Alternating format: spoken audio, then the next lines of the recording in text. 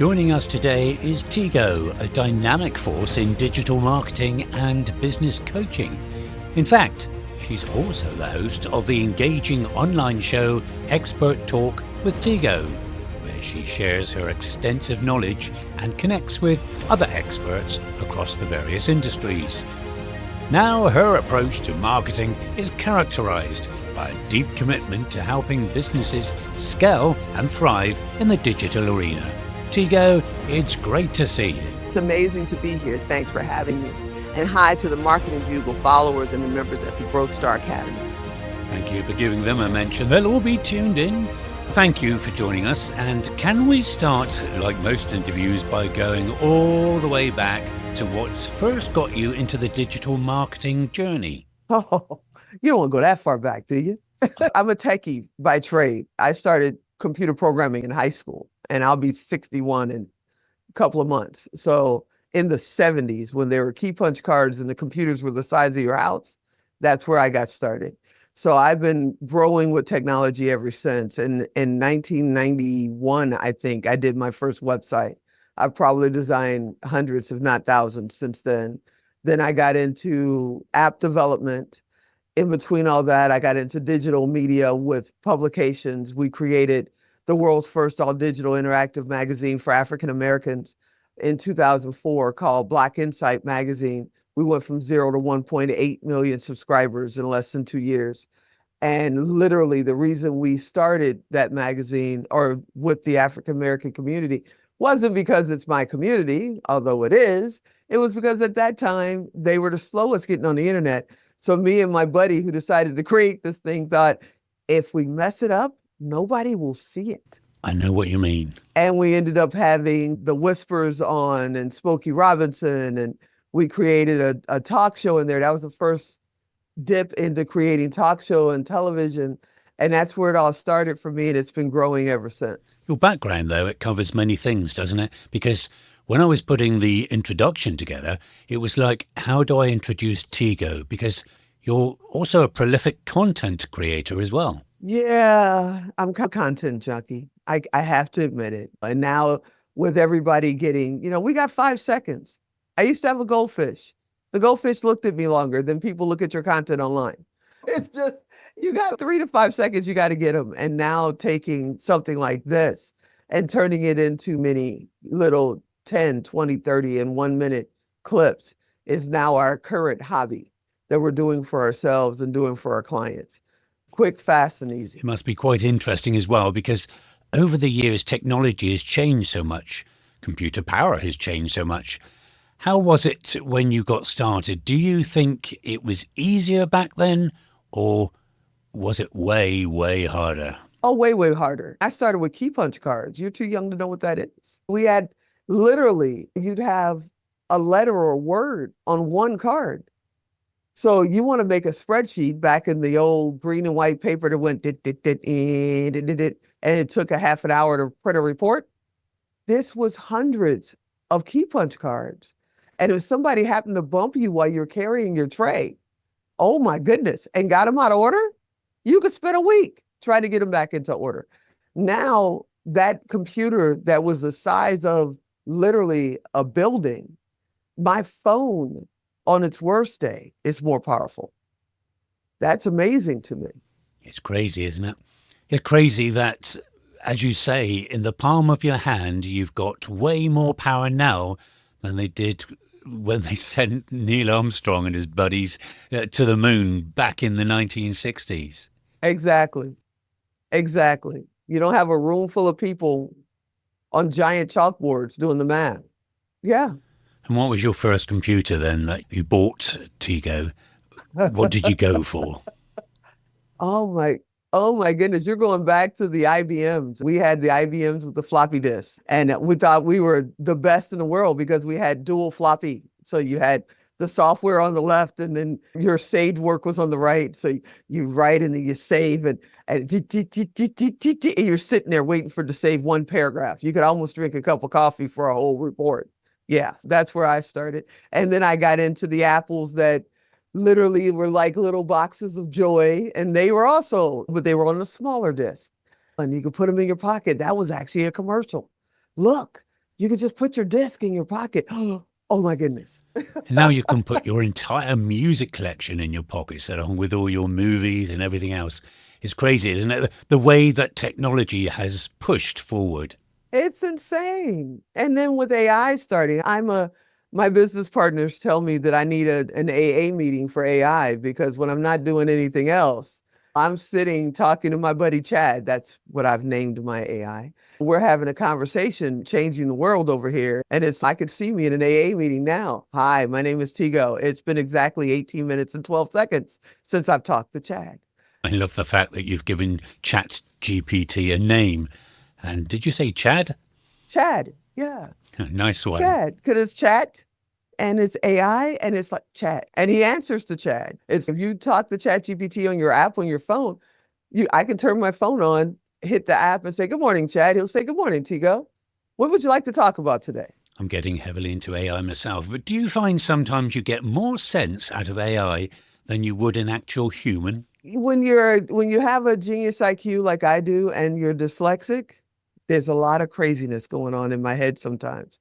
And being the tech and the creative behind all of our businesses and every project that I do, my business partners have literally notebooks of ideas and thoughts that I've had written down. Recently, a partner passed, my mentor, and she had a shelf like encyclopedias back in the 70s of nothing but 20 plus years of my ideas and conversations we've had. And now I can just talk to Chad, and not only can I talk to him, but he can answer me. What about this? What's the statistics on that? Da, da, da. Everybody else, my assistants and everyone is taking notes and going to look it up. No. Let's go.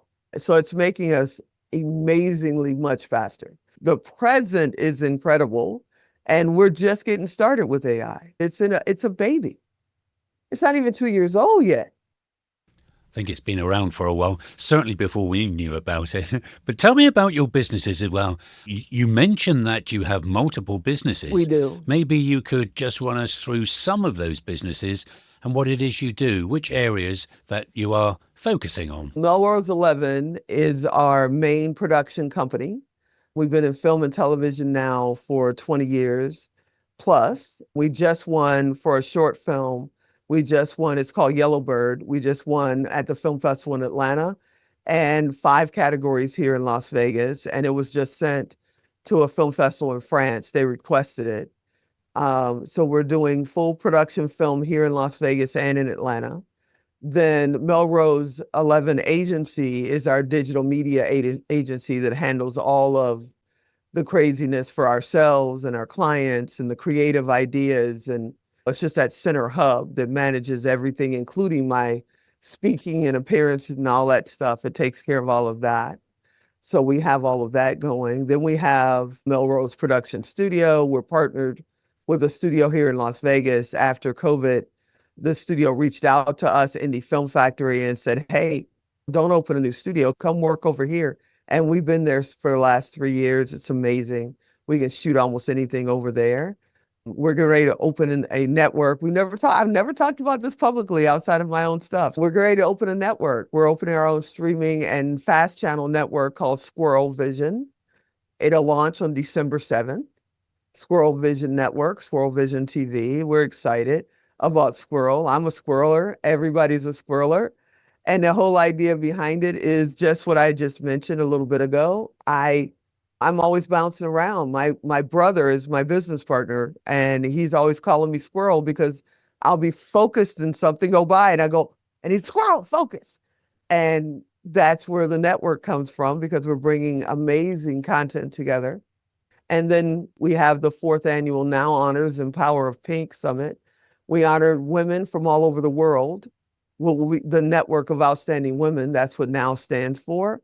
And this year we're honoring 21 women, including Marie Diamond from The Secret, Laurel Lagmeyer from The Secret. It's just, we got a gold medalist coming in. It's just fun. 21 women are going to have a blast. And then on top of that, we're doing the first Presidential Lifetime Achievement Award during that ceremony and honoring 6 women with the Presidential Lifetime Achievement Award from the White House for service. And then for 3 days, we do the Power of Pink. It's not just about pink being for women. It's also because it's Breast Cancer Awareness Month. And I lost one of my business partners to breast cancer 5 years ago. But on top of that, we always say it's the color of pink. It's not just a color, it's a movement. And so we're doing that. And this morning, I just ordered a new award that we're doing in March 20th to the 22nd. We're doing the Trailblazers Awards. We are honoring people. This is our first co-ed event. We are honoring people from all over the planet that are trailblazers. And we got Baron Alex Stern coming in as our pioneer. He created Constant Contact. We got Larry Namer coming in. He's the founder of eTelevision Network. He's our visionary. So it's about to be David Fagan, creator of Guerrilla Marketing, is our influencer. This is a man who reached 63 million people with one project. And then during the day for 3 days, we're doing what we're calling the Star Makers Summit. So you get to come in and find out how you can be that next star on the stage. So yeah, I'm a squirreler. I'm all over the place. You are. That's amazing. In between all of that, just before we came on, you mentioned that you yourself are about to receive an award in the next couple of months as well. Yeah, Women of Heart for female women advocacy and media is what I'm getting that category for. Congratulations, Tego, and very well deserved as well. Thank you so much. I'm sure with your many years of experience, you've got your acceptance speech lined up and ready to go already. Did you miss Genius IQ and Dyslexic? I never prep. Literally it cracks me up because I'll do on International Women's Day, which is March 8th, I'll interview last year we did 29 women live, 15-minute interviews back to back. And I have a piece of paper like that. Wow. That totally blank. I'll write their name down and I'll say, is there something we got to get that we need to make sure we hit? Your book, your event, your whatever. They tell me, let's go. And that's the way I have to be. If I had a teleprompter, oh my goodness, it would freeze me. Wait, what did that line say? Can you roll that back? Wait, who wrote that? I would be completely off script. Something we've been talking about a lot on the Growth Star Academy in terms of success that you've achieved over the years. Obviously, you've had some incredible wins. There must have been some challenges that you've faced. Oh, heck yeah. Is there any one of those you'd be willing to share? I have been a millionaire twice. I've hit that 7 figures twice. We're working on it a third time now. The first time, I had all my eggs in one basket. I was a 50-50 partner, and that partner literally just wrote me out of things because nobody had control. No. Needless to say, I have control of every business I own now. But I went from literally, personally, in 1990, making 30, 40,000, 50,000 a month. Right now, personally, that would be 150, 200,000 a month now, to delivering pizzas. And I was suicidal, literally suicidal. And one day I decided that was it. I'm going to go. I've figured out how I was going to do it and everything. And I found myself sitting in a library parking lot, Genius IQ, Dyslexic. I didn't have a library card. And I went in and I walked up to the counter and I said to the lady, I said, I need something that's going to get me in a better mood or something. And she said, oh, honey, I can see it on your face. She said, now look, I don't understand this motivation stuff, but a lot of people love it. She said, now over there on the left, there's a bunch of tapes. Yes, it was that long ago. It's 1995. She said, there's a bunch of tapes. You go over there, you find somebody you like, you bring it back here, you put it in here and you listen. I was like, okay. So I walked the aisle and I saw Zig Ziglar. Who the heck is that? Now Tom Ziglar has been on my show. I consider them family. I see Les Brown. I see Rita Davenport. Now, for most people, they haven't heard of Rita, which is a shame because Rita is brilliant and she's a legend and she's one of the few women to stand on the stages with Zig Ziglar and Bob Proctor back in the day. And she's funny as all get out. I'm a huge Lucille Ball fan and she's right there with Lucy.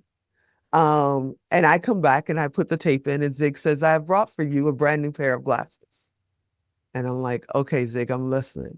So I spent the next year listening to Rita, Les, and Zig Ziglar in my car as I delivered pizzas in the heat all over Las Vegas, trying to figure out what my next adventure was going to be. Long story short, Rita and I have now, I call her Aunt Rita. She's now a family member of mine. I love her. We're friends and family. And last year at the Now Honors, I got to honor her as our Woman of the Year. So it was a complete full turn. And I presented her with the Now Honors, which is 8.5 pounds and 12 inches high. And she had something to say about that. She was like, who's going to carry this? I got somebody. They'll carry it. She brought me a $2 bill and she signed it. And she says, this way you'll never be broke again. And it's frozen, it's framed and in my room to remind me, keep going, keep going, keep going. And it must have been so lovely for you as well to be able to, if you like, return the favor. Yeah. Yeah. It was amazing to return the favor. Zig Ziglar passed before I had a chance to meet him. I cried like he was my dad. Oh my God. Because I've been listening to this guy for years. And then I got to meet his son. It was like, wow, I'm sitting here talking to him. It was amazing. And then Les Brown and I have never met him. We've been in different venues at the same time, and we just keep crossing. And that is my goal this year, to not only meet him, but to sit down with him, interview him, and then hopefully when we do the Trailblazers Awards in 2026 for the second annual, hopefully I'll be able to honor him. Because yeah, that man, if you can look up, you can get up, means more to me than just when I was at my lowest. I've been homeless two times, almost three. That meant if I can get up off the ground, I can move back then. Now, if I can look up, I can get up, means that I can look at the next level and the next level and the next level. And I can keep going up and I can keep bringing my tribe, my family with me. Tego, they say that you have to sometimes hit rock bottom. The fact that you are now able to honor those people that you admire and look up to, and that helped you out of these difficult situations. What gave you the inspiration to do that? Was it something that came naturally to you? Or was it something that you had to really work on? I don't know. I see it as a blessing. And my brain plays movies. I don't get an idea. I get full feature film in my head. So I see where things are missing and where I can help people. And for me, my kids say service is my love language. And it's for me, it's all about, Sir Kaya was on my show not too long ago, Sir Kaya Bedford. And he said, you're a star. And I said, no. And he said, no, you're missing the definition of a star. And I said, okay. And he said, what do stars do besides shine lights on everybody else? And I was like, in that case, I'll take that, because that's truly who I am. Sir James Dentley III said, you don't hit rock bottom, you hit rock foundation. And then you need to figure out how to stand back up. And it's just, you have to figure out if you're going to quit or not, because you're given your gifts. Everybody has gifts. Some are harder to figure out what they are. I don't know what my gift is. And then if you're trying to live your life of passion with your gift, then you have to figure out how to monetize that. And that is something that people don't understand. Oh, they're lucky. Oprah Winfrey says luck is preparation for opportunity. You can be lucky all day, but if you're not ready, somebody comes along and says, hey, you can buy this house for $200,000, it's worth $400,000. If you're making $20 an hour, that's not luck. You're not happy, you're mad because you can't do it. So for me, that's how it works. Service is my love language. How do you find your time management? Because obviously you're doing so many different things, spinning so many plates, as the saying goes. How do you prioritize your own wellness in between all of that? And because, of course, you could be busy 24/7 otherwise. I am busy 24/7. Now I'm busy 18/7, but I'm working on that because I am a disabled veteran from the Navy, and I am 200 plus pounds and overweight and 60 years old. I'm a diabetic. I've got high blood pressure sometimes. Usually my blood pressure is fine. But it's like I don't, or haven't until recently, been putting myself first. And then my family, my kids, my loved ones, and my team, and the Now family. You want to be 200 plus pounds and 60 years old and worry about your health and have 300 of the most powerful women on the planet as your sisters? They tend to yell at you. What are you doing? Put that down. Of course.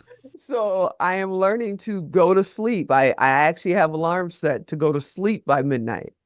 get up for me, I would work till 3 and get up at 6. It didn't bother me at all. But now I'm learning to at least get 6 hours, if not 7. Every once in a while, I do 8. I have an amazing calendar, amazing assistants that are more like a parent for me. Both of my parents have since passed away, but they're younger than me, but tell them no. What do you mean no? Oh, no. They will pre-order my meal at a restaurant before I get there for a meeting. Oh, it's okay, Tego. We've already gotten your meal order. I didn't know what I want to. Never mind. So I'm learning. I'm learning. And you're right about that sleep. It's so important. I think people have maybe lost sight of that over the years. I'm certainly guilty of that. You're saying that you are as well. How are you finding it now that you are getting kind of more sleep? Do you feel more energized? Are you achieving more in your life than perhaps you were previously, Tego? I am. And I felt like with COVID and everything that happened, I felt disconnected almost. It was like fog brain because I had COVID and I became a long hauler, quote unquote. And so if I get a cold, I feel like I have COVID and leave me alone. So I'm very protective about that. And ever since then, I will sit down and go, okay, I got to do what was I about to do? And that's been happening since COVID. I realized that now, since I'm sleeping more, I have that problem less. I can plan out better and I feel more connected, not like I'm walking through a dream because I'm sleeping more, because I'm eating better. I have more energy because I bought a little mini treadmill. It's the cutest little thing. I bought a little mini treadmill. I have artificial knees thanks to the Navy, and I'm walking at arenas without my cane now. It's coming around. It's coming around. Before we came on, you mentioned that at the moment you are recording 100 interviews in 100 days. You've bumped one of the interviews today to do this one with Marketing Bugle. Thank you very much, which we're incredibly grateful for. How is that going and how are you finding that? It started June 25th. Like I said, we have the Now Honors and Power of Pink Summit October 3rd through the 5th. And I was like, okay, we could spend X amount of dollars on advertising. We have we're doing it in a boutique theater. So it's a 43-foot wide screen. The women will be larger than life. Men are welcome, but women on the stage. And it's like, we could just sell advertising and fill that room. It's only 150 seats. But I thought, why? Let's interview. We've done this. This is 4 years. We got 300 people in this group. Let's just start interviewing people that have either been honored, have spoken, have been supporting our supportive crew, the guys that are around and young people, and have sponsored. Spotlight them. Let's see what happens. So I talked to my brother, who's my producer, my director, and my pain in the butt little brother. I tell everybody that. He has PIV as his title, pain in butt, under everything that he does. It's even on his business cards, I kid you not. But and we have fun. And I told him, let's go. And I started texting and calling people and said, hey, you want to be on the show? They were like, yeah. We filled June, July, the rest of June, all of July and August, 72 hours. And then we filled September and October. We only have one date in October before we do this live. And it's been amazing. But see, when I did it, I didn't count weekends. So the first weekend, my brother's like, where are you? I'm in my skin. Where are you? Why are you bothering me? And he said, considering you're supposed to be on air in 20 minutes and you haven't done a sound check, why am I on air? It's Saturday. 100-day challenge. The 100 Pop Now challenge. You made it. I said, did that count weekends? He said, did you put something under it that said weekends excluded? And I was like, oh. So I had to run up, get on air. And we've been doing it ever since. I pre-recorded. We didn't skip today. I'm still there. We pre-recorded and it's amazing. We're having a blast. We're having an absolute blast. And where can we see this, Tego?